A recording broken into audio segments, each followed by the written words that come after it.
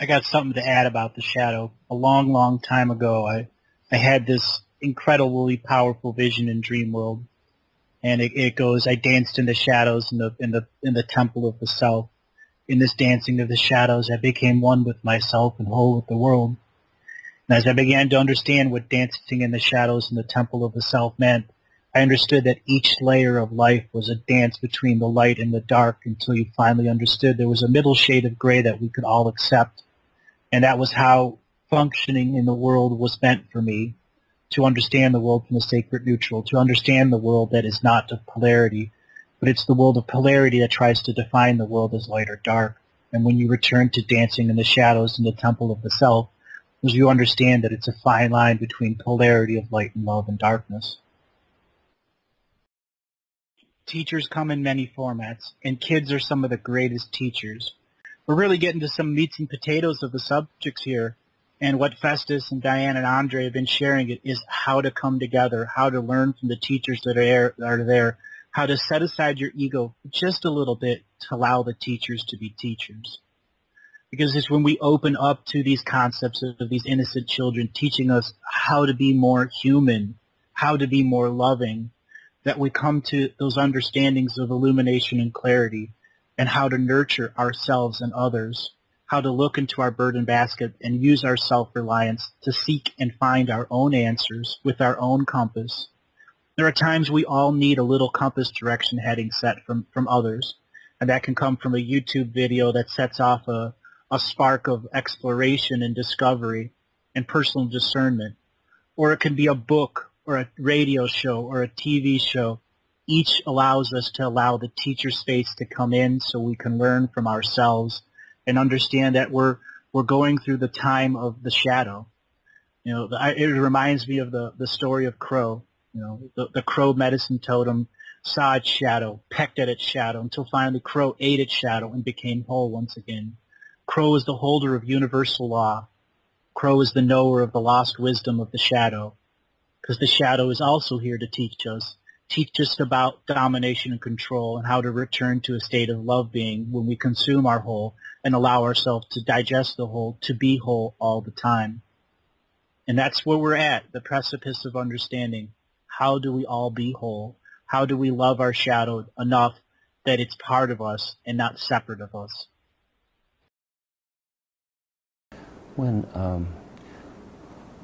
When there is a lot of fear, there's a lot of uncertainty. When there's a lot of uncertainty, there is usually a lot of fear attendant to it. And how people react to fear is interesting. Some people just consume more. They say, I'll get it while I can because it's all going to blow up anyway. They become more and more materialistic. Some people they want to be on the right side when the doors close, so they become fundamentalists in one sense or another. They grab on to right as opposed to evil. They want to be one of the 144,000 that gets in the door. And the other group uses it, the uncertainty, as a way to deal with their inner relationship to uncertainty, and they go inward. And you can see the society dealing with the fear that way. And so that real thrust to the kind of righteousness is staying at the plane of good and evil. It's staying at the plane of polarities. And it's not seeing, as G. Manly Hall said, that he who knows not that the Prince of Darkness is but the other face of the King of Light knows not me. The shadow is yourself, basically. And it's everything you don't want to see about yourself. And what I wanted to add was once you go beyond that and, you know, you go through lack, I'm not good enough, I don't love myself, you know, I'm a victim and all this sort of crap that prevents you from accepting responsibility for your life and your actions, and everything that's happened has been a result of you making decisions based on the information you had at the time. When you accept that, and then, you know, it might be traumas that have happened to you and stuff like that. And that is the stuff that resides in the shadow because you don't want to face it. It's dark.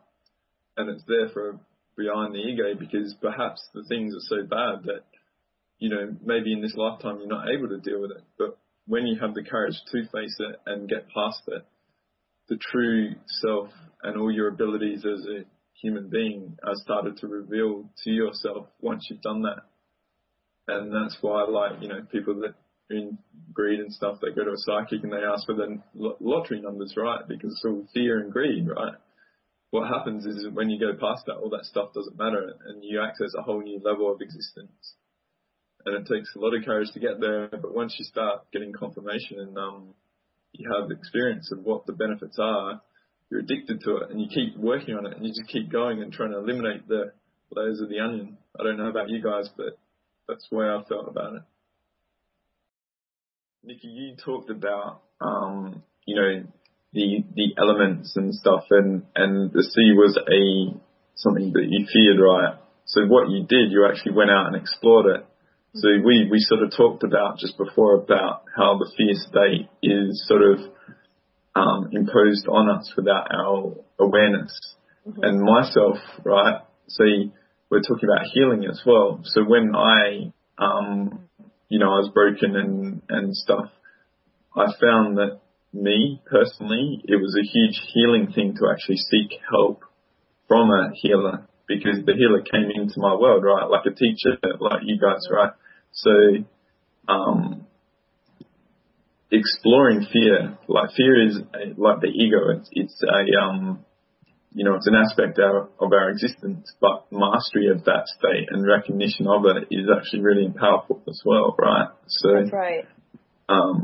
I encourage people to embrace their fear and their ego.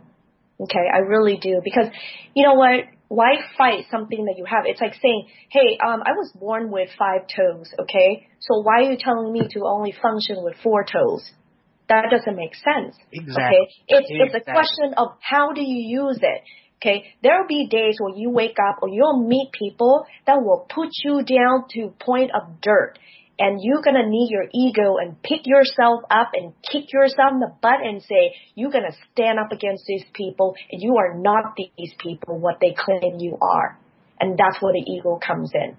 Absolutely. Okay? Listen to her wisdom here. Absolutely. Your ego is a functional part of you. It is a survival mechanism. Exactly. And when you begin to retask it, you give it purpose. And by giving it purpose, you get all 5 of your toes. That's right. You use all 5 of your toes, and then you proudly and happily accepting yourself. Well, I know it's a deep philosophical issue. There's a strong trend amongst existentialists and amongst behaviorists and atheists and left-wing political people to suggest that the universe is fundamentally indifferent, and it's up to us to create our own reality. And I guess often people feel that it should be created from the intellect, from rationality. Well, that's, I think, giving us really short shrift. Mm-hmm. Because to me, the intellect is a kind of a very small system within a much larger context, and to deny the context in which the intellect functions is to leave one little segment of nature trying to subsume everything under it. It's a lot like the drunk looking for the watch under the street lamp, you know, when he lost it up in the alley, but there's a light here, and it's this sort of... What it also does is it makes the whole world object. The intellect makes the world object, because it's all... You always think about things. Mm-hmm. And that always puts you one thought away from where it is. So you're always an alien in your own universe when you mediate everything through your intellect. Mm-hmm. So the fun is to have your intellect, as Ramakrishna said, it's a wonderful servant, but it's a lousy master. And I think that's probably true. When you reject part of your body, it's like walking around. I'm rejecting my right toe. How does that feel to you? Try to put tape on it and walk with it. How do you think that's going to feel? You know, ask people who've been amputated. I'm going to tell you, they're going to feel like they're missing. There's something that their part of them is still there on the etheric level. Okay, and this is scientifically proven. Okay. Now, this is PIP. This is the material, the invention that I made for observing wonderful patients like my dog, Venus, in America. And I went back to 1987 when I first was able to make my first picture. I remember it was in my garden shed with an old computer called the Acorn Archimedes, which was the first 32-bit RISC computer. I still have it somewhere. I'm in love with that computer. It stopped working ages ago. No one will repair it. Just putting it out there for anybody. But yeah, never left the garden shed for 24 hours, peed in the garden, and things like that. Oh, probably that's too much information for the ladies. I sometimes forget where I am, you know. But anyway, here is Pip. Not P, but Pip. Thank you. No, it's not. It's just to remind you, forgetting my own presentation, just to remind you what the phantom leaf looked like, okay?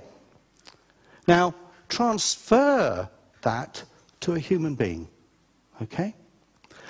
I believe, from what I've been able to observe and research over the years, and I'm being serious now, that man and woman are more than their physical parts.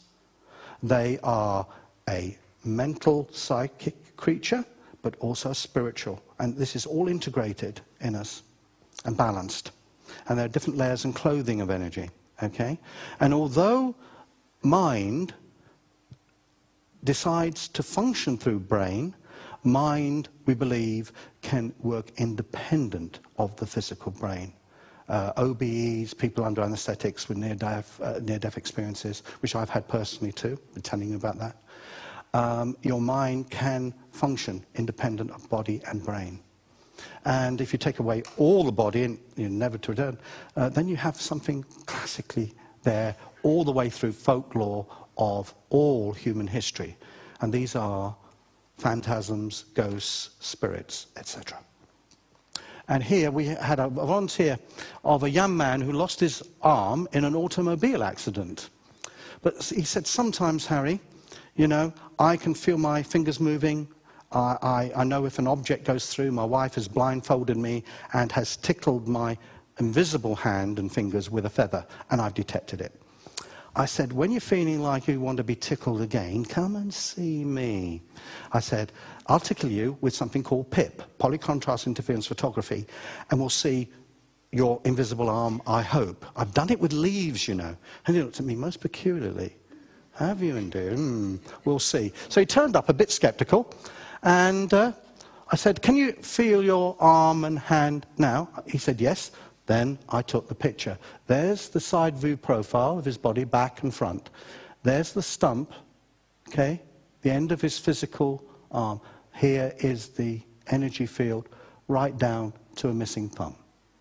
Knuckles, and there's the shape of the hand, etc. And you can even see the tailoring of a wrist. Fantastic. We have repeated these experiments as well on other volunteers. Fingers and toes, and here we go. Yes.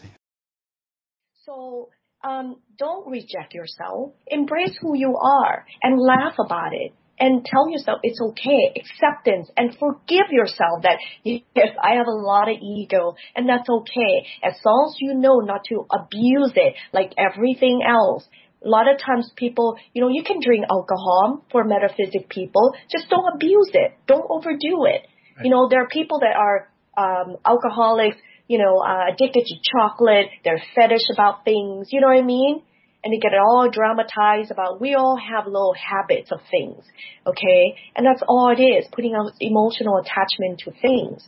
So don't do that. Just limit. If you don't put emotional attachment to it, find a different words, because words is a connotation. In our society, we attach word with emotions and actions, and also in sense of taste, sight, and sound, to a point where it ingrains and programs it into our limbic system and other parts of the brain where it functions at a cellular level. That's why you have to deprogram. Okay, deprogramming, changing your words that you use. Where can we go from here? Man does not have rights. He has responsibilities. He doesn't have a right for freedom. You have a responsibility to be free. You have to earn it. It is not going to be like the rapture where God comes down and hands you a free gift. You've got to do the work. And if you don't do the work, you're lost. And that's what all saints in history have said. The importance of meditation and training the mind. The importance of training the body. The importance of training your appetites. You must start to begin to see this on a larger level of perspective, like witnessing, where you can watch your behavior and watch your choices and why you're making those choices. And with these rules, you can start to begin to maybe do something about it. Sophocles put the entire problem this way. He's a great Greek playwright and deep thinker, and he said that, look, nothing vast enters the life of mortals without a curse. Talking about that suffering again. Somehow, as our tragedy, our pain, our sorrow leads us back to the shrine. I wish it wasn't that way, but it is. Therefore, the only thing to do then is to come into a different relationship with that force of tragedy.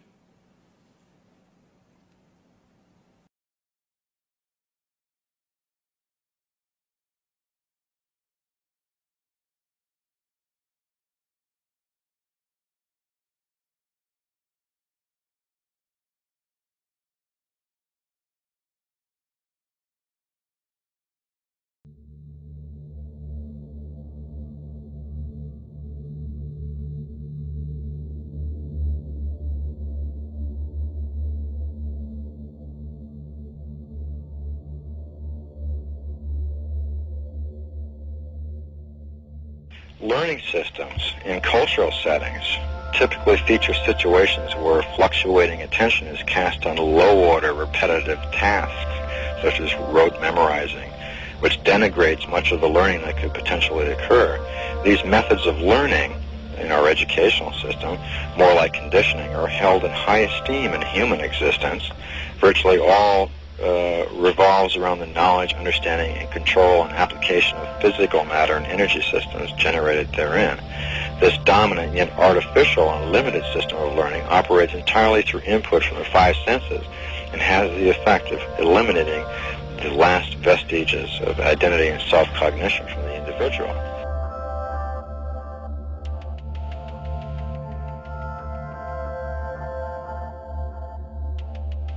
People very often get tied up in the idea of good and bad, positive and negative. But what they're there for, being part of one thing, is for timing. The timing is always perfect. Push ahead, retard, push ahead, retard. Or you could say timing factors. They say that's how we walk. You know, one foot rests while the other one moves, and that one rests while the other one moves. Yeah, the difference on a cultural, political level between the idea of positive and negative is that positive acknowledges the whole being value of self and spirit, if you will. The negative polarity attempts to replace that with ego aggrandizement, okay, for security, sensation, and power. And that's exactly what all the media and all the cultural programming and everything circulates around, is aggrandizement of the ego, or the alter ego. You know, to sort of extend what I was talking about with shadow, one of the things you'll find is that the way that we are raised currently in this culture is generally to be codependent. And so what happens is that people are projecting their shadow onto each other and then learning inappropriately or incorrectly that they should be responsible for another person's feelings or things like that. That doesn't mean be considerate. It means we are learning inappropriately where our boundaries are, which means the end of me and the beginning of you. And that's what causes a tremendous amount of problems, not only in relationships with individuals, but in terms of energetic boundaries as well. So what I find is that people, as one example, people who experienced a lot of trauma growing up or abuse, it's not uncommon for them to have thin boundaries. There's an author by the name of Hartman wrote a couple of awesome books on boundaries, and I would recommend those books by him. Boundaries in Mind is another good book for women I really like, called Boundary Issues. But we have a number of different boundaries. We have physical boundaries, we have psychic boundaries, we have mental boundaries, we have emotional boundaries, we have relational boundaries, right? These are all, you know, the human being, what the human being does is create and recreate boundaries all the time. So the reason that I mentioned the shadow is It's so that you can begin to have clarity about what's yours and what's not yours. Because you are right that there are people who will try to impose upon your psychic boundaries energetically. But if you don't know what your shadow is, and you're not working with your shadow and integrating your shadow, then you won't be clear about what is a true psychic imposition. You will mistake one thing for another. I watch a lot of, I've worked on my own intuitive capacities for decades, and what I see a ton of the time when I go sit with a psychic or somebody they're just channeling themselves. They're just channeling their shadow. They're not really connected up to something other than themselves, some aspect of themselves that they haven't even integrated. So that's why I think that it's so critical to do the shadow work and the shadow integration, because if you do have boundary violations that are occurring at a psychic level, you're much clearer about what it is. That, oh, well, this actually is not me. This is somebody else impinging upon my sovereign individual space. And in those terms, what I find is that the actual psychic boundaries of the individual, as they do shadow work, those thin boundaries become thicker. And because they become thicker, they become healthier. Now, they don't become completely impermeable. They become what they should be, which is semi-permeable. Just like the cell has a boundary. If you have a cell that has no boundary at all, it's just this impenetrable thing, it'll be dead soon, right? If you have another cell and it has virtually no boundaries, it'll be overwhelmed by its environment and it'll collapse and it'll die. But if you have a cellular boundary that's intelligent, it's semi-permeable, it is discerning about letting good stuff in and keeping bad stuff out. And that's what we need to learn too as individuals and as a culture at whole, is how do we create and recreate boundaries so that we can maintain healthy relationships. So I'll discuss a little bit more about the shadow. The shadow has its own layers of goals, its own self-expression, and its own set of psychic abilities. There are times that people find themselves in argument with another person in their own head, waiting to say, I'm going to tell her this or I'm going to tell him that, and they chart out what they're doing. That is the ego using your psychic abilities to project energy, and that is also the shadow that's in control. When you find yourself in that moment where you're talking intolerance to another person through your own self-speak, that is when you are creating a disharmony in your energetic love field. And you're not in the state of being, but you're in the state of shadow. Oh, okay. So their father has some joint cuts to part-time, and he's pretty negative. And I was actually in his presence yesterday for just a short time and got a really bad headache. And what I'm trying to figure out is how to protect them when they're not here, because they're there part-time. All right. I run into this frequently. Ex-wives that get headaches from their husbands, and that's because he's unintentionally psychic attacking you, unintentionally. And this is about you empowering your own energy field. He's frustrated in his own mind, so when he sees you, his third eye turns on and he blasts you with energy. And he's unaware of it. Yeah. He's not an energy master. We as human beings, we do this all day long. And I encounter this from people from doing readings that they open up and they vomit all over you. It's psychic vomit. Yeah. And your energy field has to prepare to send it back to the person. So the few minutes before you drive up next time, or you're going to be on a call, you have to say to yourself, I am a free-willed individual. I do not accept any of this man's energy. He is permanently banned from entering my energy field. And you need to create those affirmations and read them and say them out loud. These affirmations do work because you are communicating to your energy field instructions so nothing can enter your sacred space. And when you get a headache like that, it's because he's right inside your head. Yeah, do I use his name as well? Yes, specifically. In that action. Because when I first drove up and I saw his car, I said, okay, I'm surrounded by mirrors pressed up, faced outward. And it worked for a long time, but I was there for like an hour and a half, and at the end is when I got the headache. So I sort of accomplished that, but then I didn't know the other aspect. The next thing is your children are inevitably going to be psychic sponges to this energy. It's just the way families work.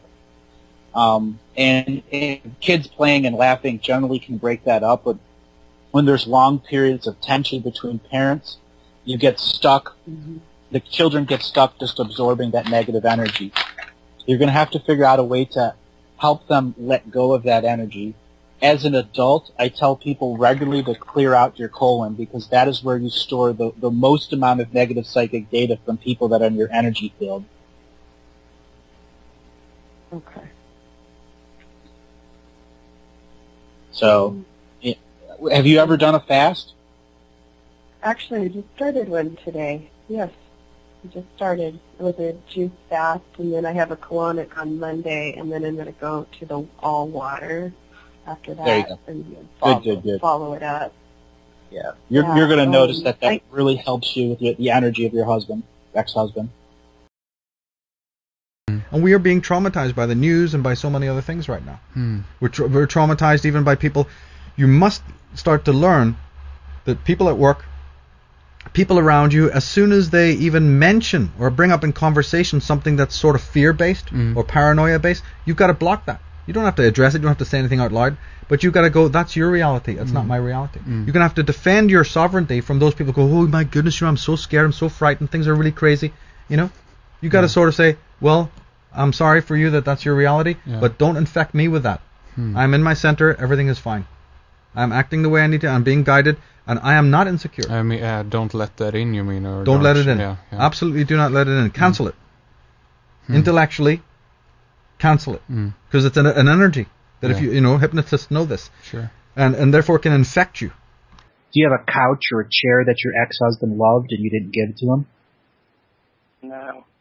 Do you have anything I that barely have anything of his. The only thing I can relate to with him is, like, he's called me in the past 2 months, but I didn't pick up. I have hardly anything of his that I can think of.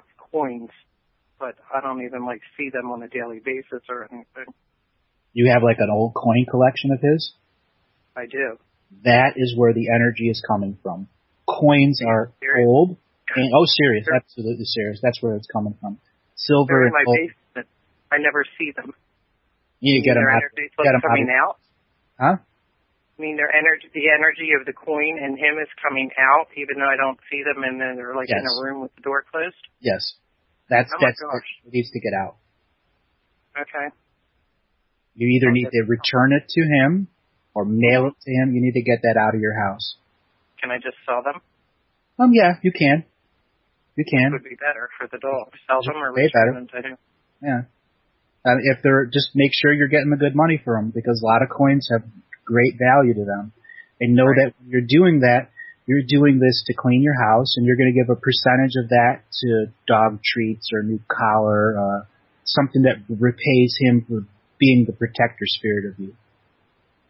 Okay. And where do I buy a sage stick? Just do you have any bookstores around you that sell crystals or sell metaphysical books? Yes. There, you'll go right there and say, hey, I need a sage bundle, and they'll go, okay, right there. They're $3, $4, $5. You can also go online, like Amazon has a 5-pack for $10. Okay. There's only one thing the ego is programmed out of, and that's trauma. So it'll act like a traumatized creature. Now, there's the quote Carl Jung said, people will do anything, no matter how absurd, to stop from facing their souls, to stop from doing their shadow work. So when a psychologist tries to get in there, all sorts of resistances and defenses come out. Here's a man, another man, hypothetical, who's lying in bed, getting the best of care, his insurance is running out. George, what could you be getting out of having cancer? No, nothing. Well, what about your next door neighbor who died 6 months? Oh, my goodness, he was getting close to 60. He knew the company was going to retire him. And good grief, if he'd gone back to work, he'd have to compete with all those younger engineers who were just out of college. And, wow, his wife is bringing him chicken soup now. The kids are being polite. They're not screaming around him. In other words, these secondary gains create a phenomenon known as defeat the healer. We've had people on our IRB studies. I have a briefcase loaded with these things of cured cancer and AIDS patients who have dropped these machines in the washing machine accidentally out of their shirt pocket, who've let the dog chew them up, let the kids play with them. These are Freudian subjective ways of defeat the healer. Welcome everyone to our continuing series of stream reads. We are going to be talking about decisions today. Decisions that everyone has to make. Decisions that are about understanding who's around you, what's around you, the spiritual interaction. I call this the council that you created in your own fire expression. This council of fire is all of the dreaming entities that are working with you, all the physical entities that are working with you, all the spiritual entities that are working with you. That creates your 1 degree of spiritual separation. All those that are trying to bring energy to you are bringing their intent, their understanding, and they're also trying to bring their prayers to you. In their prayers is a different groove of movement, a different groove of cycles.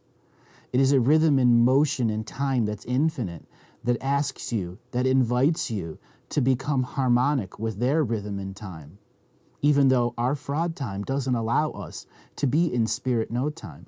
We must create that energy in our own way. We must create that time in our own way so that ultimately our own inner healing happens in a moment-to-moment process.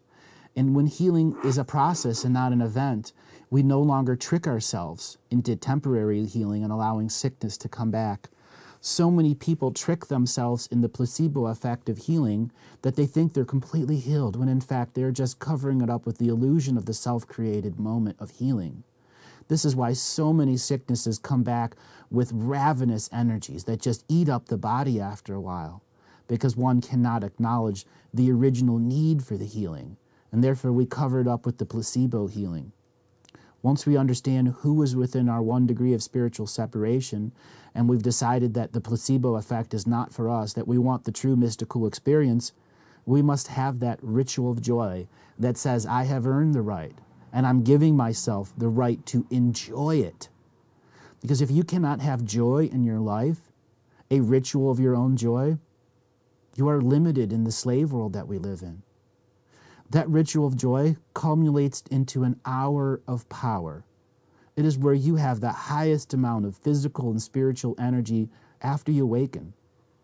That's the time of day where your flower of energy is the brightest, pointing at grandfather's sun, going, I am ready, I am here, I am interacting with photonic light, and I am in pure joy, separate of whatever the system is trying to impress upon me that isn't joy energy. When we give ourselves that hour, that ritual of joy, that opening in that moment, we understand how powerful of a being we are. Opposite of that time is when our energy is the least, and is when where we are asked to go into the dream time to reinvigorate us. So the next moment we give ourselves the ritual of joy, the unlimited dream time energy flows through us and brings a whole new layer of joy. And in that layer of joy, we get to retreat into ourself with that inner kid smile that allows us to be both masculine and feminine without any inner judgments into ourself. That point of no inner judgment is a victory that you must learn to celebrate, because you've achieved the sacred neutrality of the self, the hour of power, recognizing your greatest power and your littlest power, and connecting them to the infinite source of energies that allows you to purify yourself with life, death, and rebirth moments, going upon the cycles of changes, letting go of the old, finding the new, and seeking out the mystical experiences that are everywhere upon us. If one thing that everyone can take from these stream reads, become a vision quester in your own way, of your own definition of that word. Quest for your own vision. Make it your own moral code to find a truth, to go to a place, to feel that energy, to be in the ritual of joy, connected with dream space, separate of the system of domination and control, and allow yourself to have that a la carte belief system, and apply any belief system to any moment that fits you perfectly. Because within the infinite belief system is the infinite viewpoints, the infinite options, the infinite perspectives that show us the new abilities that are present now within us. And those present abilities within us are the ultimate rites of passage, acknowledging them as heart-centric based expressions separate of the system that's telling you you are a slave, or you are a birther, or you are to be this or that. No, we are manifesting, co-creating photonic beings of light anchored in these two legs that are also another expression of photonic shared realities. Thank you, everyone.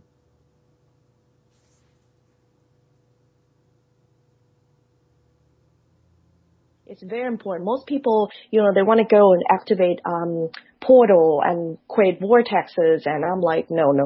It is not for everyone. It takes great responsibility, and I want to add warning to those of you who think that you could just go and open portals. You have to understand that one must clean your closet out completely, including your ancestor, karmic ancestor, because it comes in a package. You're a package deal. If you are connected with a lot of dark energies, okay, demons, Satan, name it, when you play with energy, particularly opening portals, you will open that portals automatically. Based off of your ancestral wisdom and DNA.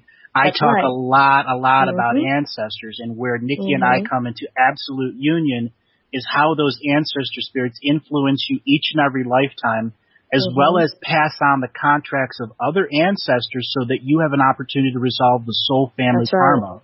Oh, was I not? It took over a lot of contracts in this lifetime. And you know what's funny? You have your future, okay, written ahead of you, okay, all these successful things. But until then, you fulfill those contracts. They will bug you. It's like, you know how when you're a little child and you want your parents to do something for you and you keep tugging on their shirt, mommy, and you're distracting your parents? That's what they do. Yep. Okay? It's like by the time like you try to grab something of success, okay, something will happen. It's like taken away from you. And you wonder, what just happened? What just happened to you? And that's what happened. It means that they're allowed to tug on your shirt because you have a contract to fulfill. Okay? Until then, if there is no contract, then they're not allowed to do that. Right. Okay? And a little another twist there is you have free will to change contracts, but many contracts have this fine print that's been inserted by the hijacked incarnation grid. We'll talk about that a little later, but I want to get into ancestor spirits. And then we'll move in how the ancestor spirits grew families into bigger soul families until we have the billions of people here. Because this is one of the keys to understanding how your ancestors from another DNA lineage, from another lifetime, can interact and co-create with you in a current DNA lineage that's a total separate soul family. There's so many layers to soul family and soul contracts.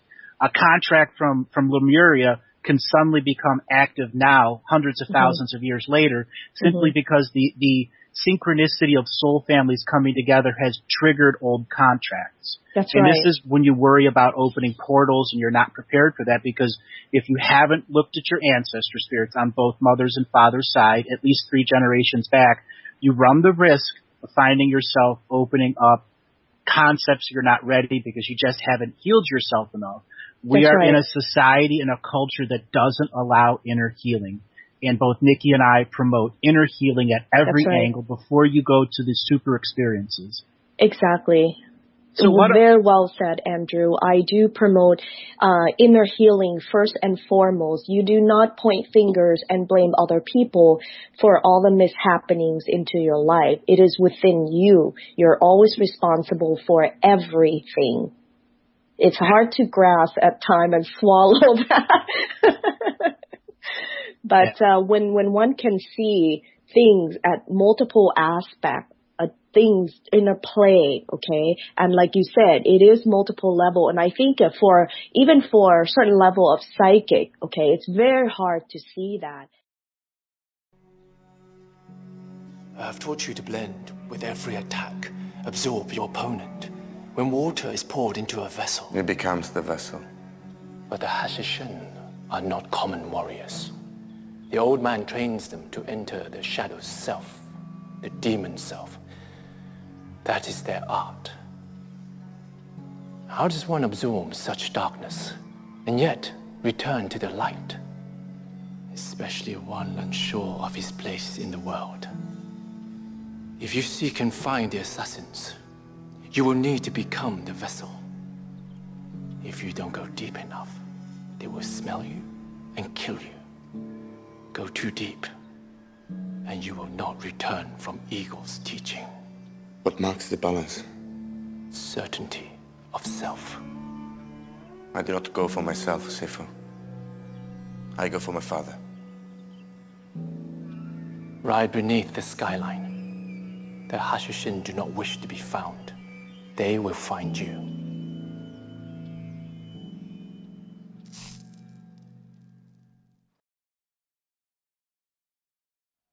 One thing also to what all this is about, and in the shadow and the unknown, right? The greatest personal growth comes from exploring the unknown.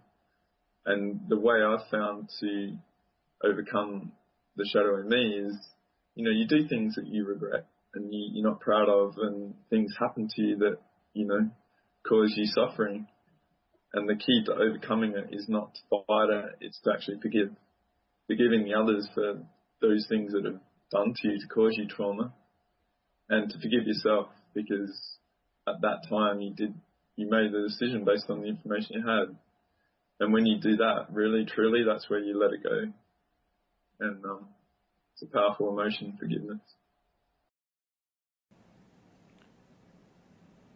Now, the present era, the age of revealing, the age of awakening. Well, the trauma, I say, occurred in relatively recent times. The plagues we experience are relatively new. We are in the beginning stages of understanding and recovery. This healing has negative consequences for the architects of control and for all forms of totalitarianism, as we've already stated. We are young. This trauma happened recently, so we're still in the early stages. We have to be very forgiving and very compassionate with ourselves and realize that we're making great progress, and greater progress will be done. And as this healing and recovery takes place, that is the main death knell for the Black Lodge, for the sorcerers. Nothing else. You can run around with your political placards as much as you like. They're not even worried about that. So of course this is what happens. So my question is not ending the cults, or it's finding out why would man want to be part of that.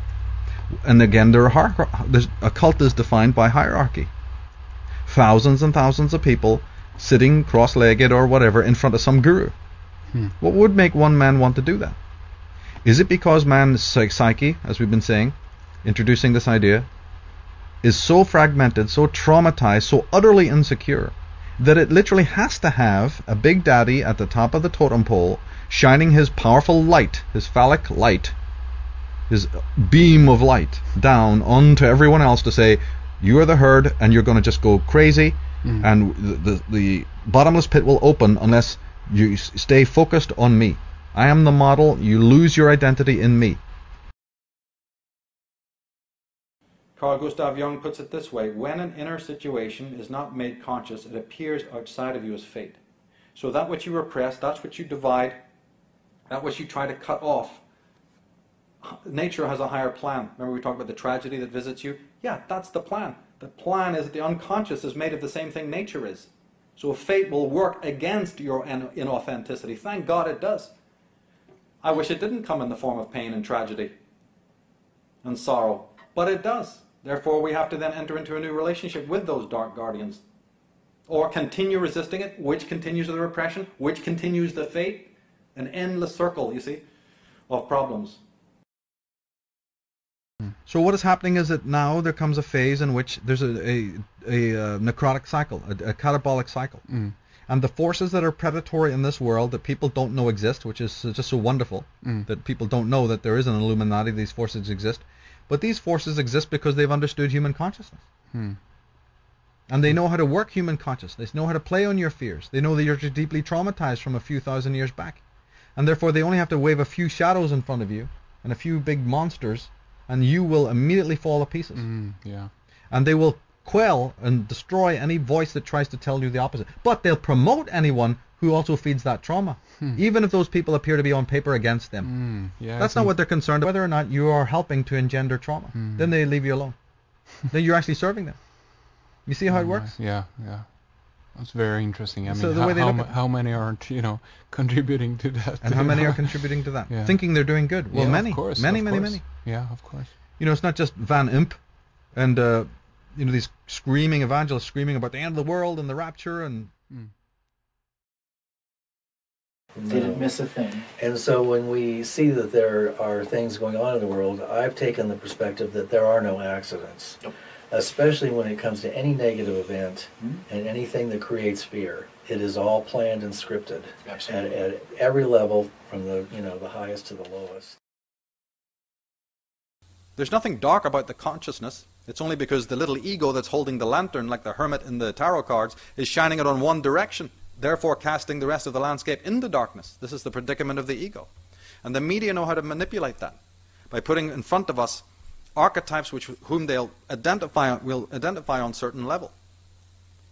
Look at the motto that went with this film, Batman, welcome to a world without rules. Right? We're coming down with global villages and new world orders, but look what they counterbalance this with.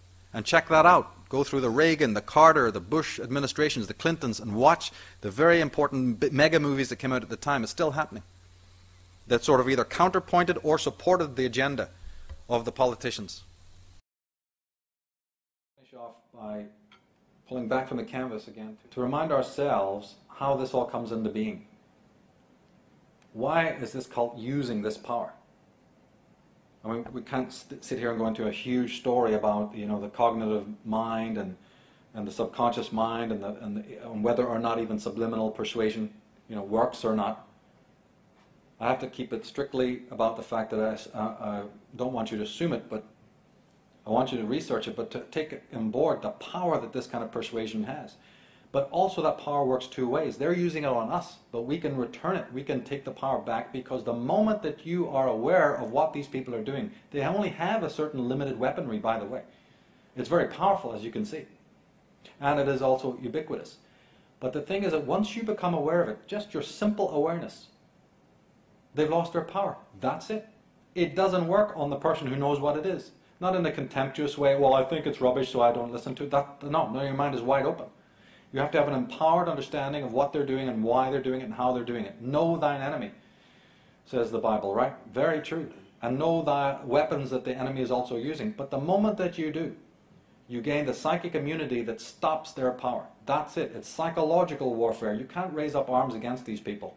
They're ready for you. It's too crazy. They know how that game works. But this is the way that you understand it. Once you've cracked the secret, you see, then you have the sword that cuts the Gordian knot of all the other complications. All right, everybody, I'm going to start with the stream read today. And the stream of the energies that's coming is about understanding your internal intent. Your internal intent is what determines your heart space. It's what determines what is coming out of you. There are times that people don't look at their internal intent, and they simply allow consumerism or materialism or tangible subjects to help create compass settings and directions of where they're going. This is it. This is your time where you can go inside and determine what you want to create and what you want to co-create with. This is your chance to understand what you're going through in your personal rites of passage, where you are on the sacred path, where you are as part of this world. It takes an inner understanding and knowing of the prayers within inside. These prayers are wonderful situations for you to express to you and to the universe, or to whatever vehicle of spirituality you have. Each vehicle of spirituality needs time to evolve inside. And once it begins to evolve, you're able to understand that your layers of prayers create boundaries, and these boundaries help you expand and explore what's inside. These boundaries also at times get limiting, and there are times you must let go of certain boundaries so you can transmute your power. And when I say transmute, is like the old alchemy sense, turning one into another, turning fear into love, hate into tolerance, so on and so forth. Until we come to that understanding, we must build our own bridge, out of ignorance and intolerance and into wisdom and knowing. Wisdom and knowing comes through action. Action turns knowledge into wisdom. And wisdom is about understanding your dreams, the dreams of the inner child, the dreams of the person inside, the adult, and even though the old person that you aren't yet.